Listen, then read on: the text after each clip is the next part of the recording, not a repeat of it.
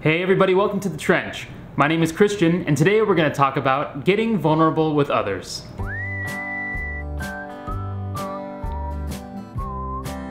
Last week, we explored how Christ on the cross shows us that vulnerability is about self-revelation.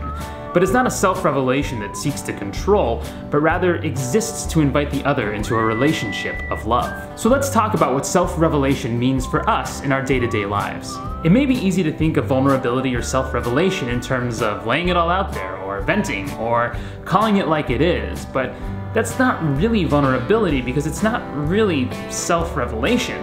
In fact, Dr. Brené Brown says that may be desperation or woundedness or even attention-seeking, but it's not vulnerability. Self-revelation can only exist if there's something to reveal. Laying it all out there doesn't leave anything closed or reveal a bull. It's just self-exhibitionism. It's personal and emotional diarrhea, and it gets in the way of true relationship almost as much as actual diarrhea. Not that I know from experience. If when I first met my wife, I said to her, "Hello, my name is Christian. My dad ruined my childhood by taking me to the circus, and now I'm deathly afraid of clowns." Well, then my chances of a second date would have been pretty slim. This kind of self-exhibitionism, this laying out my anxieties right off the bat, would have been more about me than about her or even us. It wouldn't have been sharing. It would have been dumping way too much baggage on somebody way too fast. It would have been trying to force intimacy where there was none, or trying to control a relationship that wasn't ready for that level of openness. But on the other hand, true vulnerability, true love is born out of risky self-revelation in the context of an intimate and trusting relationship that grows more intimate and more trusting over the course of time. It's really a pretty simple cycle. Self-revelation begets intimacy and trust. Intimacy and trust beget deeper self-revelation, which begets even deeper intimacy and trust. Authentic self-revelation is both pushed along as a relationship develops and actually helps a relationship develop in deeper trust. As my wife and I continue to grow in our life together, in our marriage, and in our friendship, the love and trust that we have grows deeper as we continue to take risks of opening to one another our stories of longing, of loss, of hurt, of pain, and of shame. As I continue to reveal myself to my wife, she continues to know me ever more deeply. So there are actually some things that she knows about me that nobody else does. This means that there are different relationships with varying levels of intimacy that demand different degrees of self-revelation. Jesus had 12 apostles. Of those 12, only 3 saw him transfigured, seeing him as he is. So too, do only a select few get to see me for who I am. There are things I share with my friends that I wouldn't share with strangers, and things I share with my wife that I wouldn't share with my friends. But either way, opening up those things, sharing my pain and my weakness, is absolutely terrifying. It's terrifying because it involves letting somebody actually know me so they can actually love me. But simply being known doesn't necessarily mean that I'll be loved. I can still be rejected. This is why I love Brené Brown's definition of vulnerability as uncertainty, risk, and emotional exposure. It's scary. Very, very scary. Vulnerability moves us directly into uncertainty because we have no idea how somebody else is going to respond to us. We may end up getting hurt, leaving us feeling like vulnerability is just weakness. But it's not weakness. It's deeply courageous. I'm afraid of scorpions. Like, legitimately terrified of them. I mean, look at them.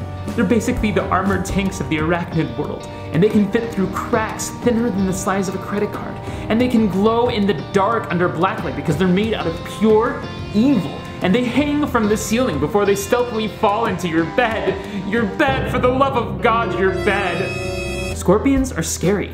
But I don't prove that I'm brave enough to deal with scorpions by moving away from them or not dealing with them or by asking somebody else to do it for me. The only way that my courage can be made manifest over the thing is to deal with it, to go head to head in mortal combat with the evil beast.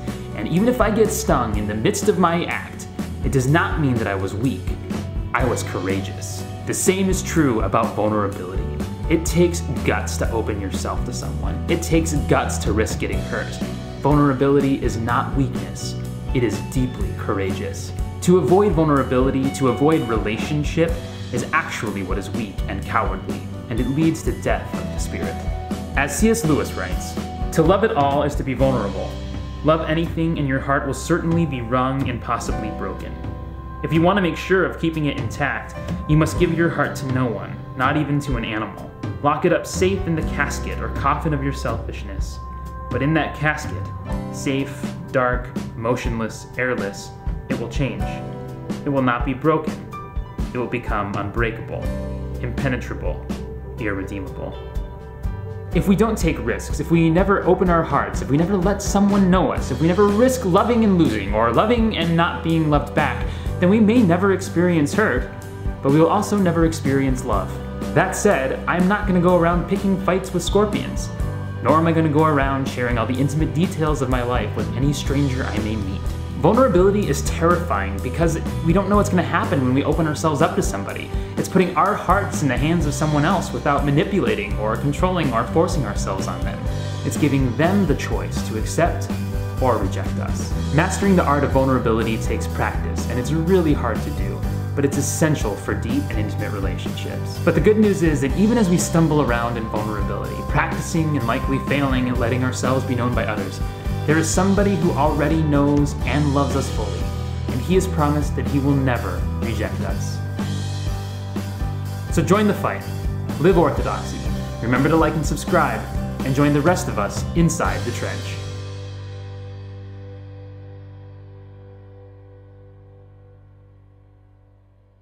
Vulnerability is terrifying because we have no idea what's going to happen. Hello? I'm almost done. Okay, shoulders come in the back of the chair. Hi, come on in. Oh, we can see the production. Sorry guys, I have maybe like another 5 minutes of filming to do, and then I'll just a few more minutes. Sorry. Vulnerability is terrifying because we just don't know what's going to happen when we